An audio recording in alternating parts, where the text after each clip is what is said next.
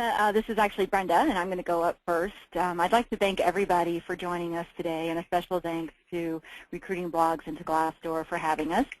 We are looking forward to sharing with you information today and having an open discussion about using talent analytics to put together solid recruitment strategies that are aligned to the business priorities. So I'm going to kick off with reviewing why we want to use data and stay in touch in this approach and the outcomes that you'll receive from using data. And then I'll hand over the presentation to William, who's going to go deeper on the data, and he'll show some examples of data we've used for our recruitment strategies here at Cisco. At Cisco, every recruitment strategy that we execute has data as the foundation. And when you think about where you want to start, a lot of people might think about many different things, actually. One popular place to start is taking a look at market intelligence, which I do believe is a great place to start. But for us here at Cisco, we'd like to recommend that you think about, when you're starting, think about where you envision you'll end. Next slide, please. So start with the end in mind. If you're starting with the end in mind, you're going to know the data that you'll need to uncover at a granular level. This will ensure you are driving towards a recruitment strategy that lines up with the business's need to accelerate quality hiring.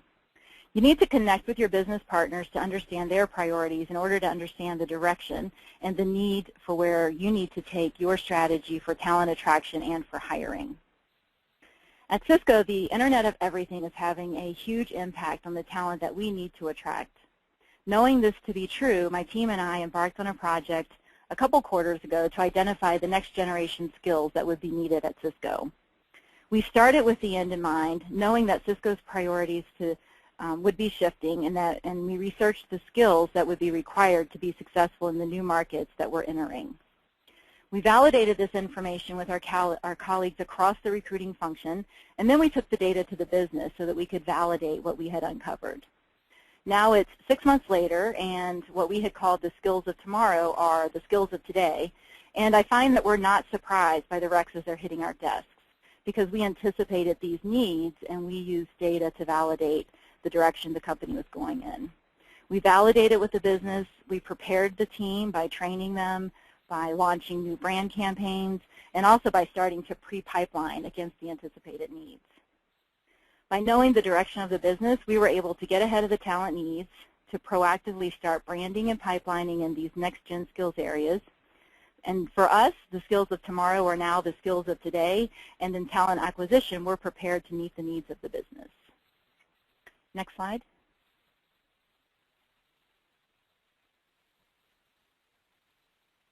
So when you're getting started, you want to have a firm understanding of your current talent pool, as well as your talent competitors, as this directly impacts the strategy you will determine. I won't spend a lot of time here because William is going to be sharing some very interesting data that aligns to the talent pool DNA, as well as a lot of competitor type of information in his coming slides. So if we could go to the next slide, please.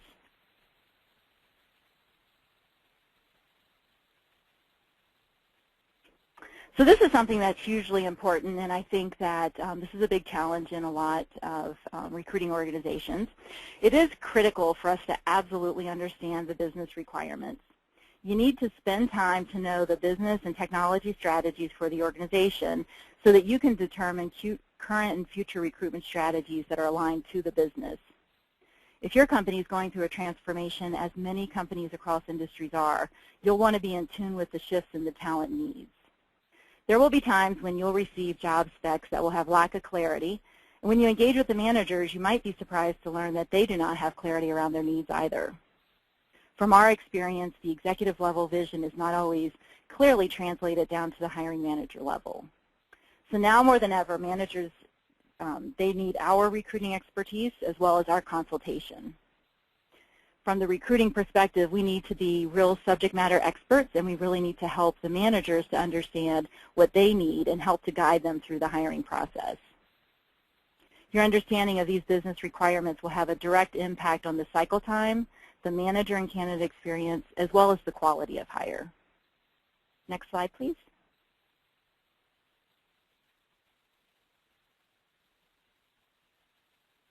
So I've talked a lot about the need to engage directly with the business and to validate your data with stakeholders. Without a seat at the table and with our business stakeholders, you could find that you're driving towards the wrong outcome. By understanding the direction of the company, you determine the strategic and tactical approaches that are needed to support leaders' long-term and short-term plans. Line of sight into the business's needs is only the first step, though. Once you do have that seat at the table, you need to be able to tell the acquisition story so that it resonates with the business. Executives in particular like to see a high level of correspondence between the action that you've taken and the outcome for each of your actions. They really like to see what you have done specifically for their organization to impact their business. Once again, using data, you can gain credibility with your stakeholders by talking their language and showing results that will directly impact their business strategy. Next slide, please.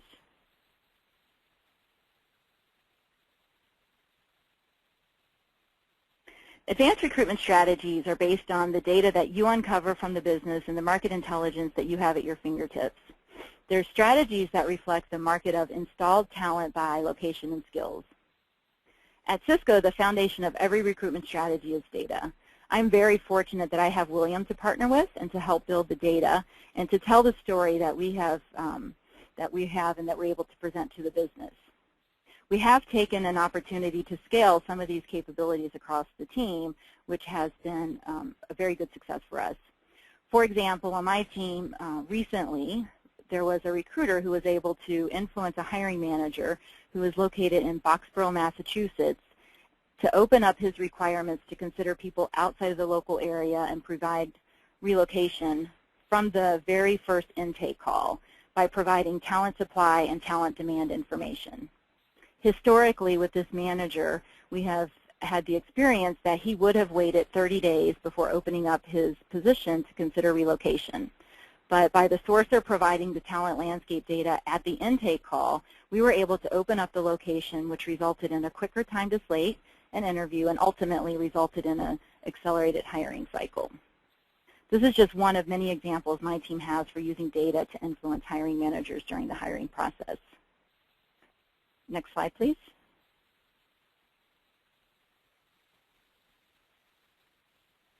So we've talked a lot about the importance of understanding your market and the business requirements. This data should be used to determine the recruitment strategy that you'll put in place. We've recently established a new cloud practice at Cisco, and we used market data and the business requirements to determine our strategy. When we initially entered the market to recruit this talent, we quickly understood we needed to build a stronger brand in the cloud market to attract the targeted talent that we needed to go after. And so we launched multiple campaigns, which actually included a couple of campaigns that we launched on Glassdoor to help us attract talent. As we worked through the hiring challenges, our strategy shifted to address the lessons we learned. We were able to shift our resources and approach based on the data we captured and analyzed, and of course, from the feedback that we received from the business. At one point, we received feedback from the business that we needed more diversity on our interview slates. Using this data, we were able to show that not only were we ahead of the game when it came to providing diverse slates, but also we were ahead of the industry standard for hiring cloud professionals into engineering roles. Next slide, please. The same as many of you, I've been in recruiting for a while, and one of the biggest pitfalls that I see for recruiters is leaning a little too heavily on just one source. We need to use all available resources, not only for identifying talent, but also for putting in place recruitment strategies and pulling together talent landscaping information. This way, we're able to successfully uncover talent both in our obvious talent pools as well as our non-obvious talent pools. These days, I find that many recruiters choose LinkedIn as their top choice for identifying talent. The guidance that I consistently provide to my team is to go beyond LinkedIn and really think about using LinkedIn in a different way as well. Social media has enhanced our ability as recruiters to get to those hard-to-find prospects in a much faster manner. But I would caution you, again, to just remember to use all available resources and to not rely too heavily on one channel. About a quarter or so ago, we took the step to invest in a couple of different new tools, one of which was a big data recruitment tool, or as some call it, an aggregator, called Hiring Solved. This is a tool that we've been using for a somewhat short amount of time, but I consistently hear some great success stories from the team on their ability to be able to uncover talent that they haven't found on other channels.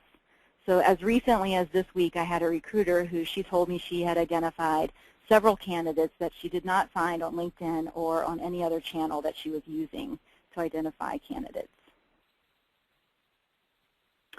Before I move on, this is a little off topic, but just something that while I have an audience, I just kind of would like to highlight, is I'd like to take this opportunity just to ask that we, as recruiters, continue to keep a focus on relationship management.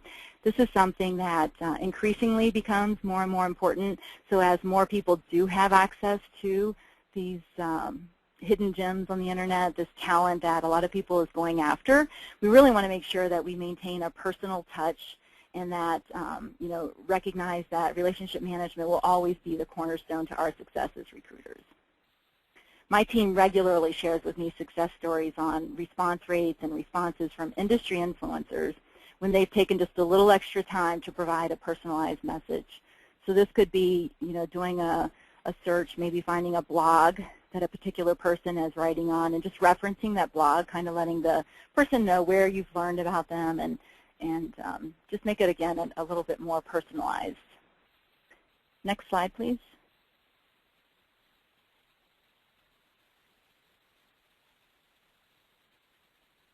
Okay, before I hand over to William, and he's going to take you again through talent analytics, I'd like to touch on just one last point, which is innovation.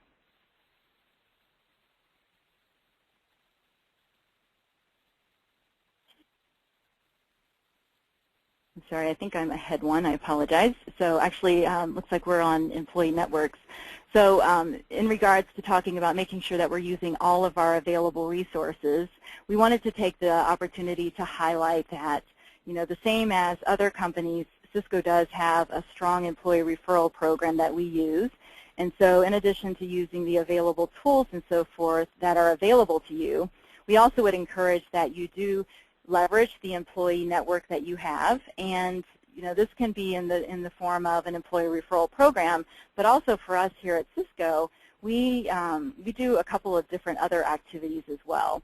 So we found a lot of great success in a program that we call Activating Our Employee Networks, and this is a program that has been wildly successful with our employees and also with the business. And this really, just in a nutshell, is about reaching out to your employees and working with them to get involved with branding for the company, have them reach out to their networks, and have them really walk through, using their forums to speak to the networks that are going to be closest to the candidates that we're trying to stay in touch with. Next slide, please. And so, Jill, can we go to the next slide, please? Thank you. Okay, so I was a bit ahead of myself. Now we just want to talk really quickly a little bit to innovation before I hand it over to William. And so on the point with innovation, I just would kind of highlight that for us at Cisco, working in high tech, but I think across all industries, that we find that the pace of change in our markets is accelerating exponentially. I think that innovation is happening all around us, and I feel strongly that in order for us to stay ahead, that we need to differentiate ourselves in talent acquisition and stay competitive through innovation. We need to be bold, we need to take risks, and we also need to be prepared to fail, but to fail fast and recover quickly. As a sourcing leader here at Cisco, we have found several concepts that we've tested out on our team, and some of them, again, have been wildly successful, like the activating employee networks. However, there have also been some that haven't been quite so successful. For us, though, the key has been to recognize what is working and what isn't, and using data to help us determine success and opportunities for improvement. We find that with innovation comes accountability, and we use data to measure our successes. There are about 1 million great ideas out there, and I think that the real differentiator for a successful idea is that you have strong execution and delivery. Here on our team, I'm a very strong believer and supporter in piloting ideas. And when we pilot ideas, we're able to quickly tell what's working and what's not by using the data to measure our results. And with that, I'm going to hand things over to William, who will take a deep dive into talent analytics and the data that you need to support your recruitment strategies. Hi, this is William. Hopefully you can hear me okay. So know your market through analytics. Basically, in this new environment we're in for recruiting, sourcing, talent acquisition, there's a huge transformation going on and a lot of disruption on how to access data. There's a lot of competition in different technologies, and Cisco is, once again, we do anywhere from 18 to 25,000 plus hires annually. So it's pretty much a machine, and it's ran with precision.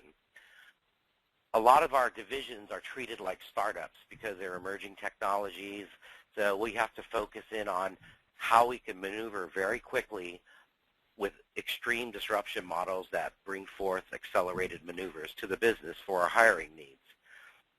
We use a lot of predictive modeling and analytics with how we approach things. How many people are we going to lose? Who's going to come after us?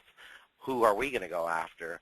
So right in the beginning, we have a seat at the table with the business in regards to the strategy, where the skills are, where our gaps are, what technology maturity do we need to accelerate and basically push our products out there and develop our new products.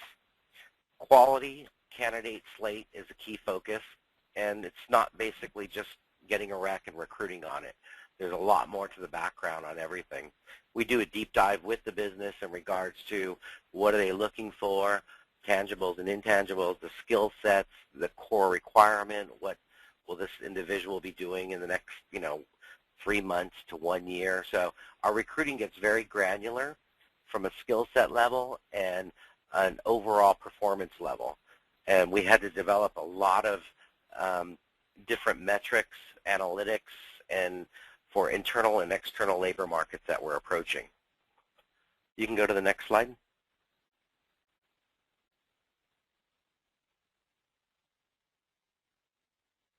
How talent analytics helps you stay ahead of the competition.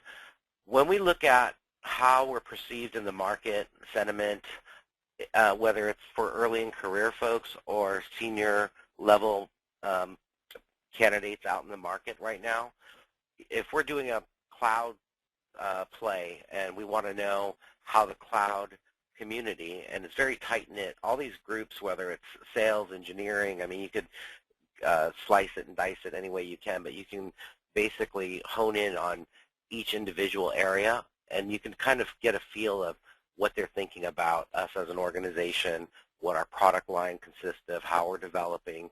So we try to get a gauge and a reading before we start, because if we need to tune it up in the early stages, we're going to make that step way in advance. Visibility is everything, and how we're perceived is very important to us. So we want to make sure the messaging is going out. They know there's an investment in a set technology we focus in on, whether it's collaboration or security. We're going to be, as an organization, heavily vested in this, and it's going to be pushed through, and we want to get the top quality candidates on every slate that we build out or every talent list we build out. We use Glassdoor quite a bit to review, how many clicks we're getting, how many views, what type of people are coming in and looking at some of our jobs or reading information on us. So it's very important for us to go and basically get 3-point verification and validation from different sites to ensure that our message and our view on the organization is trending positive.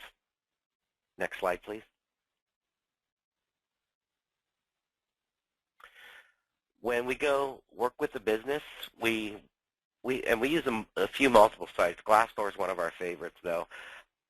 Candidates can put information in on, their experience with Cisco, the hiring process, the interview process, the job interviews, even the candidates that were declined.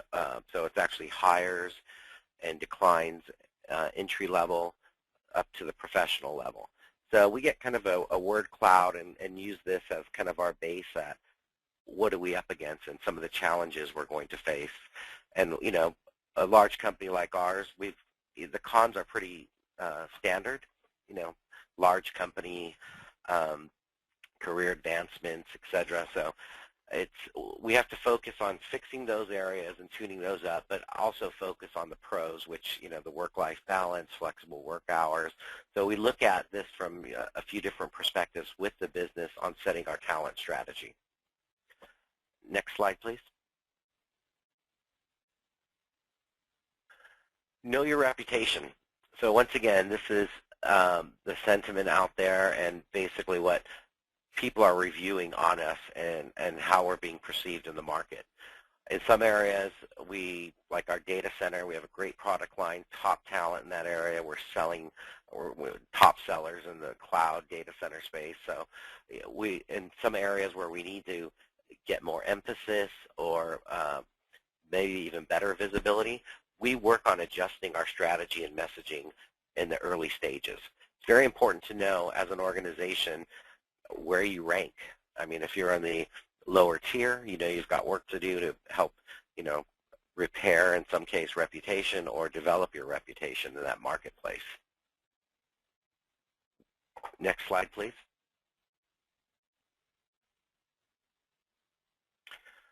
The DNA of your talent pool. We look at it and we use a bunch of tools like success factors and lots of analytics and metrics related tools where we can tell what they're saying about us on Twitter, who's looking at us, who joined our talent communities.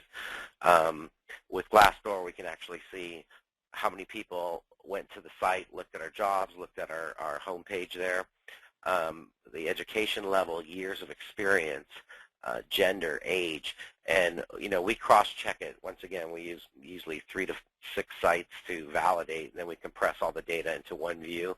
But with Glassdoor, their Insight tabs have actually a lot of access to what's going on and what's being viewed. So we know what areas we need to focus on or put more emphasis in. Next slide, please. Yeah. So this is basically a quick poll we're going to take on how you would rate yourself when it comes to how often do you analyze data to ensure you're attracting the right talent. And so we're going to give you about 30 seconds to give us your opinion on yourself. 1 is the lowest, 5 being the highest. So how would you rate yourself when it comes to how often you analyze data to ensure you are attracting the right talent? Well, we hope your answer is a 5. But let's see what the result comes out to be. We're going to give you another 10 seconds to respond to the poll, and then we'll close the poll and get the results in and see how you stack up. And remember, it doesn't matter if you're large or small, you got to know a little bit about yourself. And Jill, are we ready to get the results? Yes, we are. All right. 25% of you say you are not very good at using the data, analyzing the data. I would say there's a nice pool of you, 27 and 19%, that say gives yourself a 3 and a 4, and bravo to the 4%ers. So how do you stack up, William, at Cisco? We use it basically every group, every division, every business unit. We're trending probably in the 80%. I will give that a 5. Yeah, that would be a 5. So know your talent through analytics. Now we're going to get into kind of the deep dive, nuts and bolts of how this data is trended. And we're just doing a snapshot. One thing Cisco did was realize the value of market intelligence and strategic data, and they invested quite a bit of money into developing a global team, which I'm leading right now and developing. So we actually built out a program, process, service model, in order to facilitate and help accelerate the business, HRPs, staffing, workforce planning, compensation. So we work with all the divisions across Cisco on different projects, all related to this kind of deep dive analytics. You can go to the next slide.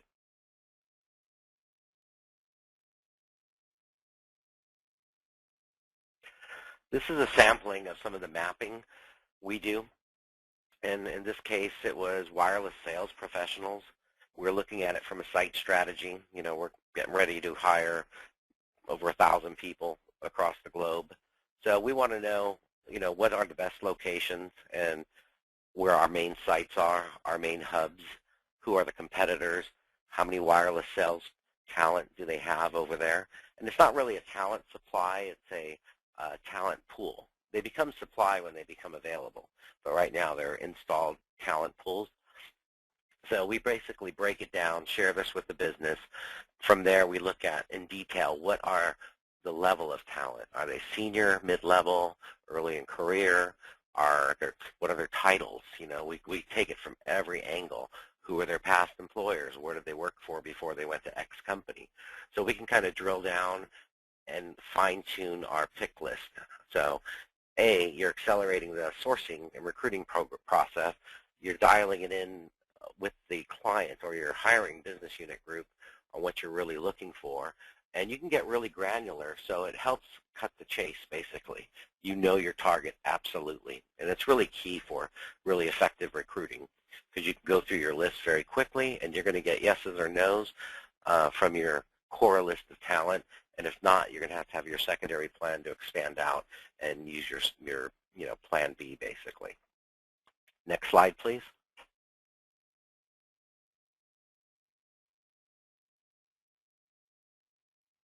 We also look at supply and demand across the regions, and in this case, it was for security professionals. So, we did a ultra-tight string, and Boolean strings are really key to how we operate. And we have, string libraries we share across the divisions. We do a lot of collaboration and sharing, whether it's resumes, search strings, target list. So in this case, this was a top locations in the U.S. where are the talent hubs located and where the talent pools are, and who are the companies that has the top supply of security professionals. And if you look at this map, it's pretty much concentrated in a few areas. So if you're doing a site strategy, those are pretty much the areas you have to focus in on. And if you're going to try somewhere else, you're going to have a big challenge. And this kind of highlights, our top 10 locations that we feel. So working with the business, we're helping them not only with their site strategy, we're helping them with their recruitment strategy, their hiring game plan, and then we translate that to the staffing team and work together in a partnership. Next slides, please.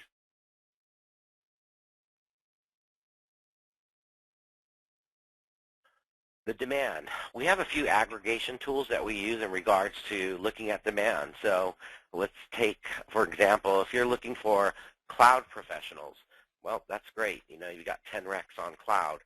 Well, who else out there is looking? What's the competition? What's the saturation level of supply to demand? So we take it from 10 different analytic models, plug it into one. So we know how many recs are out there, who's looking, and if they're looking, they probably have some supply over there too, so they can become targeted competitors also. So we can look at how many recs are out there, the supply-demand ratio, saturation model. And that set expectations with the business on what you're up against. So if there's, 1,000 recs open up out there on the demand side, and there's only, 500 people you're going to target, then it's, basically a 2-to-1 ratio, and who you're up against on the companies. You can use rankings to evaluate how hard is it for you to fulfill the requisition, and it sets expectations with the hiring managers too. Once they know all this data, you set expectations in a lot more reasonable way, and you also have a good grip on the talent landscape. Next, please.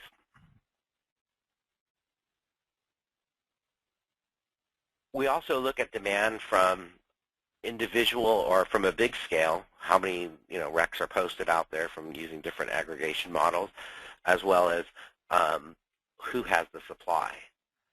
So now I'm not kind of just wondering, the post and pray type environment or where am I to get my talent from. Now I actually have a list of my targeted companies that I can go through. And in this case, this was for security professionals. I know where they're located. I know which companies they work for. I know what levels they are. Now I've just got to develop a refined target list. Makes my job a lot easier, makes the staffing and recruiting team's job a lot easier. Next slide, please.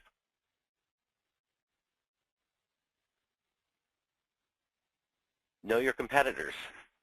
When we do kind of a talent analytics, we look at it from a perspective of who's in the same technology space we are.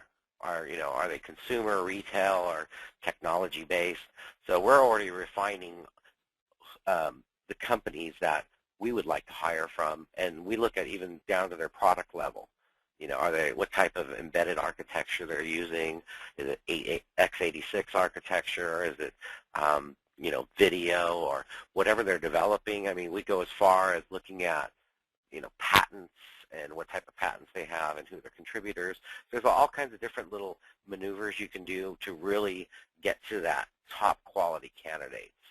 And in this case, these were some of the key companies we selected. And the list can be in the tens of thousands on some areas, like IT services.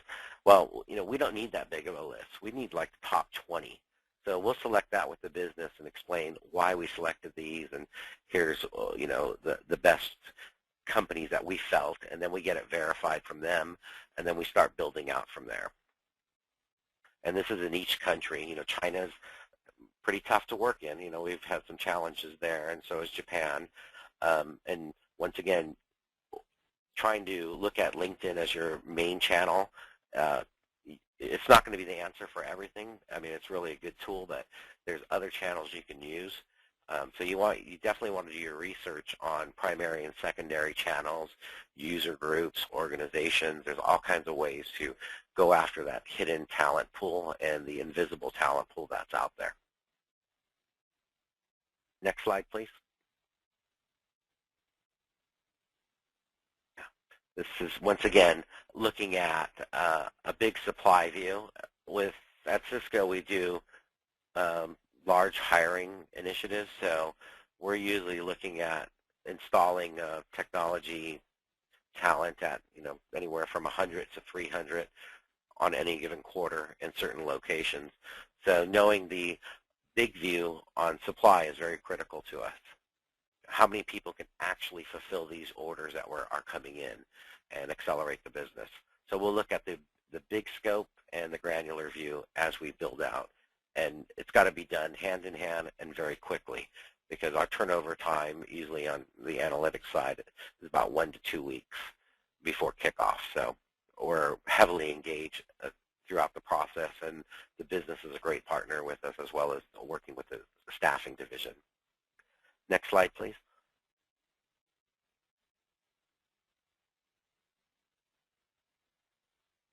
And I think I'm good, right?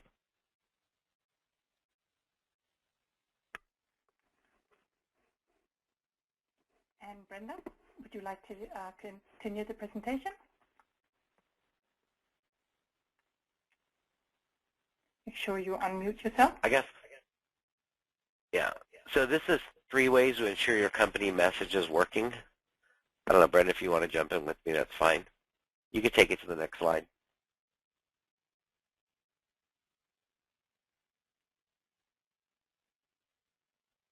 One of the areas is analyze and review your ratings.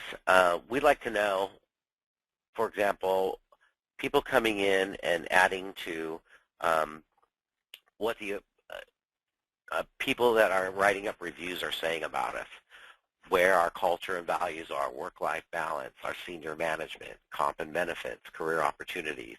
This is kind of for our internal talent pool and new hire talent pool and incoming talent pool.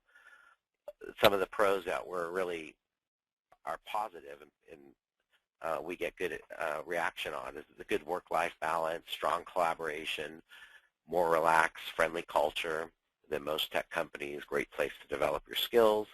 So we really look at Glassdoor as kind of our benchmark for figuring out what our population internally and externally is reviewing us at. Next slide, please. And once again, on the cons, we really want to look at what are some of the things we have to adjust for. Pay and benefit is below market for companies of our scale. We're doing $10 to $12 billion a quarter in sales. So it's a large-scale operation. We're a bellwether company, and we've been around a while. So in order for us to shift and adjust to all the little startups that are coming up and the fancy new shiny things out there, with could be a short shelf life, or they get acquired, or they get lost in the mix somewhere, Cisco's always going to be around. I mean, they're be as long, probably next 20 to 50 years easily. So we look at some of the cons that we're up against, and we try to fix that as we move forward. And we've looked at this over the past 5 years. So it's basically we've adjusted stuff. Some things went away, some things came back. So we're always keeping an eye on how to improve. Our goal is never stop improving as an organization. Next slide, please. We really look at this from a holistic perspective in regards to intern candidate generation. Do we use a low or mid-touch or touch model on our candidates? The high volumes of school we go to. We have a weak online ATS system, but we actually just invested in a new system that's going to be launching pretty soon. And it kind of tells you what's going on with your early in career intern candidate experience, as well as how you function as an organization. Unfortunately, we don't do 20 or 30 hires a quarter for interns. We do anywhere from 3 to 500 a quarter globally. So we do a lot of high volume, and we have teams dedicated to this, but it's a big job. So we like to look at how we rank, once again using 3-point verification, but Glassdoor is one of them we definitely look at. And the interview experience, the difficulty of the interview, getting the interview, how long it takes, what's the campus profile, the retention rate of the talent we're bringing in. So we use a lot of different variables to constantly measure this, and it's really critical because our early and career talent is going to be the next generation of Cisco. So it's very important to us to make sure we bring them in, develop them, challenge them, pay them, and keep them happy, because they're going to be the next generation of our employees, basically. So we found Glassdoor to be an excellent source for all this data. Next slide, please.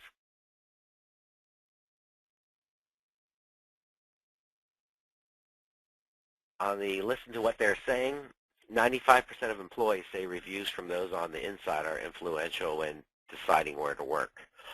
We did a test case for Ignite Your Career campaign. We had a lot of great responses. Lots of senior level folks came in, and we kind of did a quick survey on, what influenced you to work here. And a lot of them were, response was they went to Glassdoor to check out what the overall sentiment of the company was, what were people saying, look at the culture a little.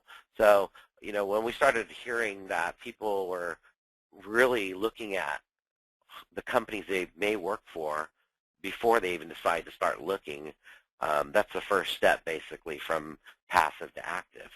So you're either engaging them and shaking the trees and, trying to get them to apply to some of your positions or get them into the loop, or they're kind of doing their own investigation, which seems to be more common, and they'll do their research on the companies before they even, lift a finger to apply or reach out to a recruiter or even respond back to one. So listen to what they're saying is very critical. It's going to really help you with your overall strategy and the quality of talent you're attempting to bring in. Next slide, please.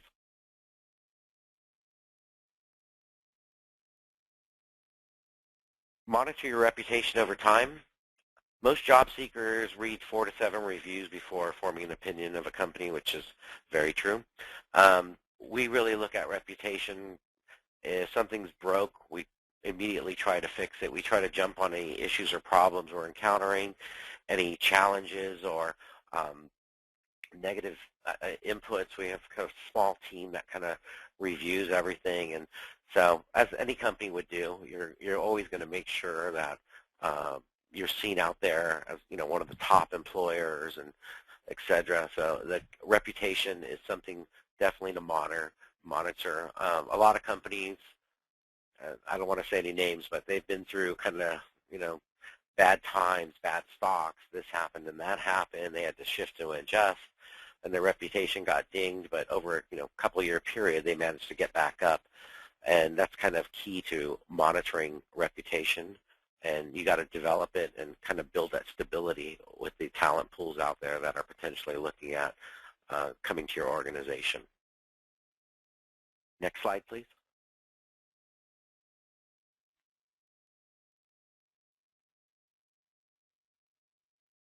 The results on the challenge is gaining competitive insight, increasing visibility and quality of hire. Those are the 3 challenges, and the results on Glassdoor. You got 24 key high-level hires with Glassdoor. All hires are considered under target cost per hire, which we do so much volume. Our cost per hire, I can't quote, but it's extremely low. Increased visibility across the organization, and insight into onboarding process and salary information. Those are some of the key results that we get from Glassdoor. And the Glassdoor solution is we've done employer profile, job ads, and they've actually been very helpful with their engineering team as well as their support team on helping us set up how we're processing our data as well as the good customer interface. And I think I'm running into somebody's slides, am I? No, you're doing very well. I don't know what slide we're on. Okay. You can proceed. Proceed to next slide.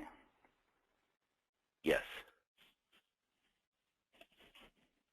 What And slide is this, out of curiosity? Are you okay, William? Yes, I am. Did you want to say something before we go into? Before we go into Q&A, we will also hear a word from Glassdoor by Stephen. Stephen, would you like to give us a word on things that Glassdoor stand behind? Sure. Thanks, Anna and William. Yeah, so I just want to take a few minutes really to talk about today's candidates and the behavior that we're seeing in Glassdoor.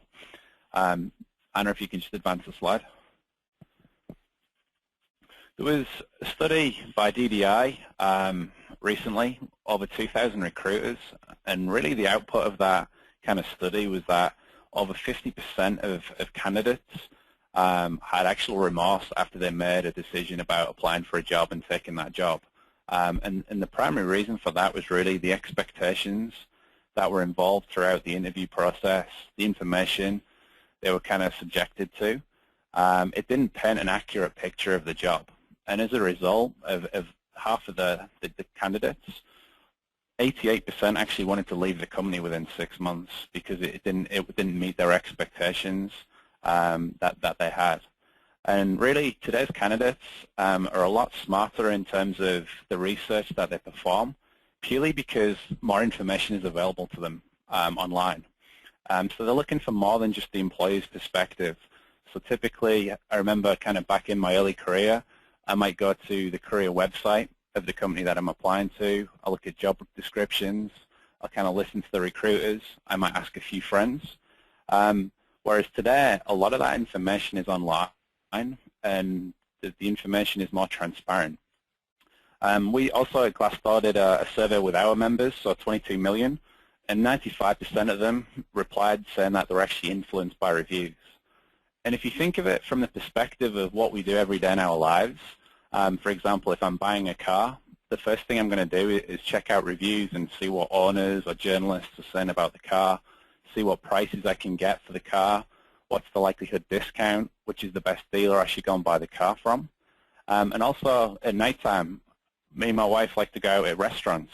And again, the first place we look when we look at restaurants in the area is Yelp. And we'll look for the best restaurants with the right ratings, the right price points. And we might spend an hour and a half in a restaurant purely because of the review that we had online. And when we compare that to kind of people's jobs, where they're spending 40, 50 hours a week, you can see why today's candidates are doing the due diligence and doing more and more research so that they're making the right decision. Interesting enough, there's also another kind of poll commissioned by the Corporate Responsibility magazine. Over 1,000 people, both employed and unemployed Americans. And what they found was that 69% wouldn't take a job with a company that had a bad reputation or brand, even if they were unemployed. And that's like a huge stat. Even if I didn't have a job and I need a job, I still wouldn't take a job with a company that had a bad reputation. Next slide.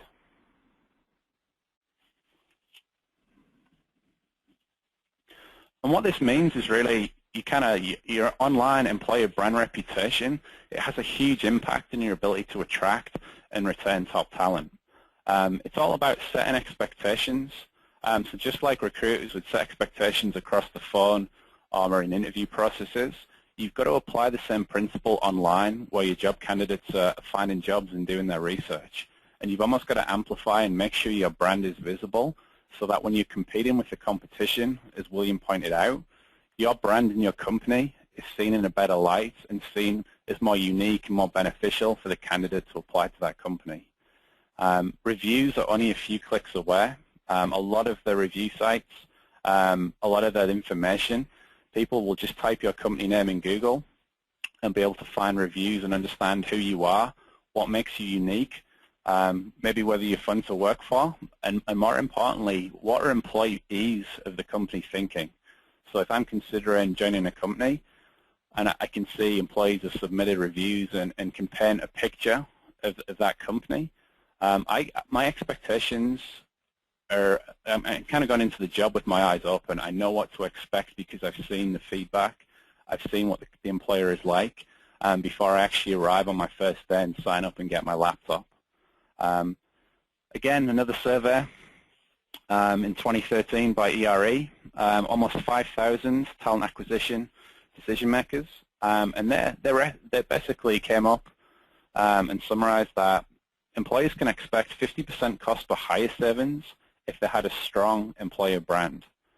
And a big part of this is if candidates are doing research and they like the brand and they can see your employer brand is compelling and is a company to work for, their mind's pretty much made up before they've applied for the job because they can understand who you are, why you're fun to work with, why you're unique, and whether I'm going to enjoy working for your company. Because the brand is projecting the company online, and I can check reviews, I can validate the information. So it has a huge impact with job seekers today. Next slide. Specifically what we're seeing at Glassdoor, almost half of the job seekers in North America will use Glassdoor as part of their decision-making process. So there was an independent study by Software Advice that was published earlier in January, and that was the number there amongst candidates that they came up with as a part of the results. And a huge part of that is simply the amount of information that Glassdoor is collecting every single day across 300,000 companies worldwide. So providing the transparency, providing the authenticity of reviews, and giving the job candidates the insight they need allows them to make better decisions and do more kind of research on who they would like to work for. You can be sure as well if people are researching you or your company's brand, they're going to probably look at your competitors' brands as well, especially in specific marketplaces where skill sets and domain expertise is limited. And it's all about making your brand stand out relative to your competition so that you can attract the right candidates and make them a good fit for your company. Next slide.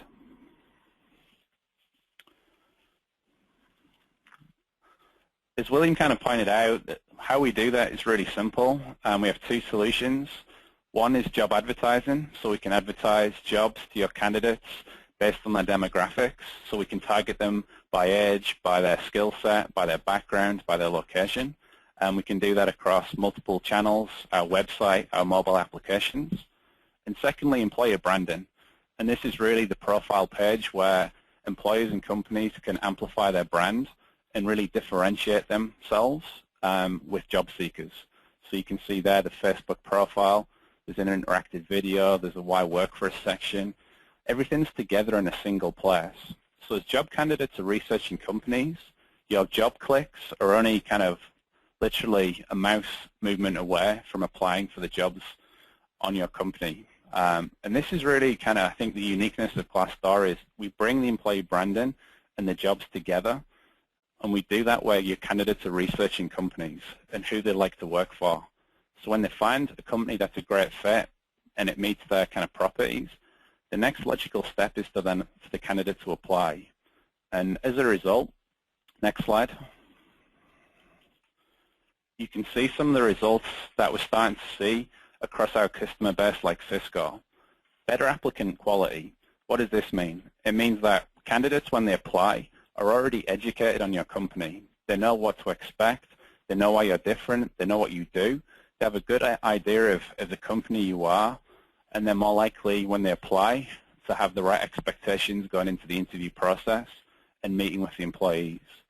As a result of better applicant quality, it means you have to look through less resumes and process less applicants.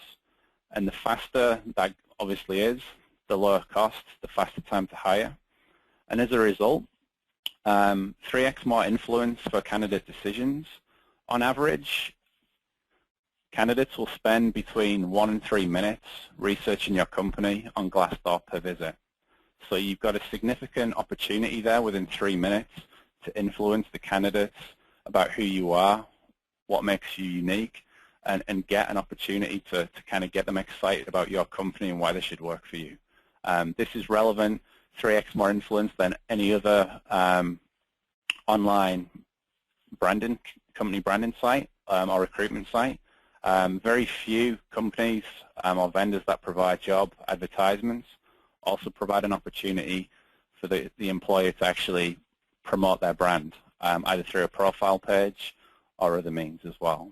So the results we're starting to see in Glassdoor is fundamentally because the candidates are doing more of their research and due diligence online before they apply for jobs. And that means when you get an applicant, chances are they're really interested and excited about working for your company. Thanks again. I'd like to joining us and for Cisco for sharing the insightful ways how they use talent analytics. Now I'd like to hand it back to Anna to see if there are any questions.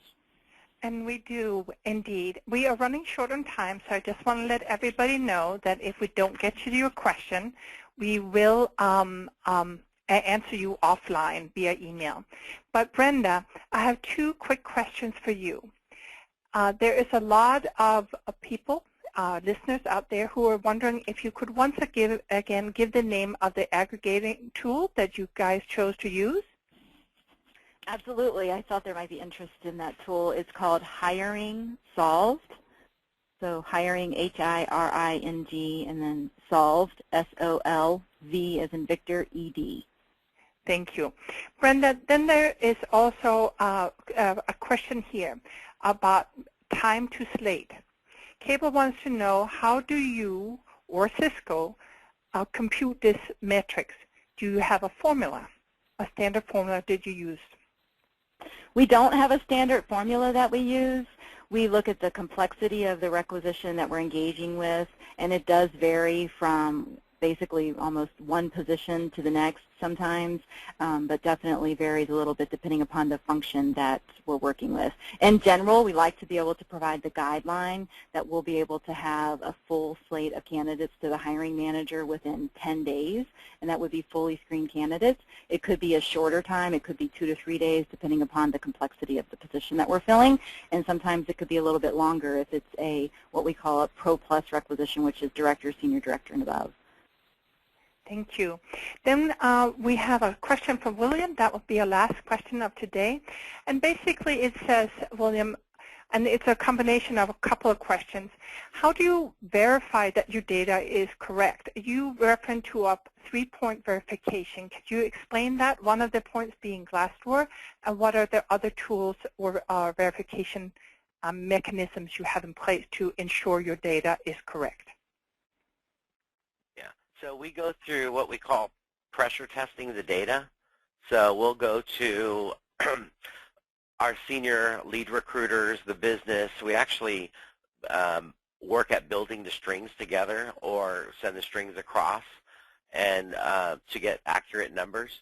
And we will go to, depending on which theater, you're going to choose 3 of the highest performing primary sites where you have the most volume of candidates. Like if you're in China, you're going to use 3 different sets of data points or validation points. Or in the Americas, you'll use 3 different. So you can choose whatever sites that you have your best access to or highest access to or has the best supply of the talent. Hopefully I answered that pretty okay. We'd like to thank our sponsor, Glassdoor, our speakers, Brenda and William, and we would like to thank you all for listening in today. With this, we conclude today's webinar.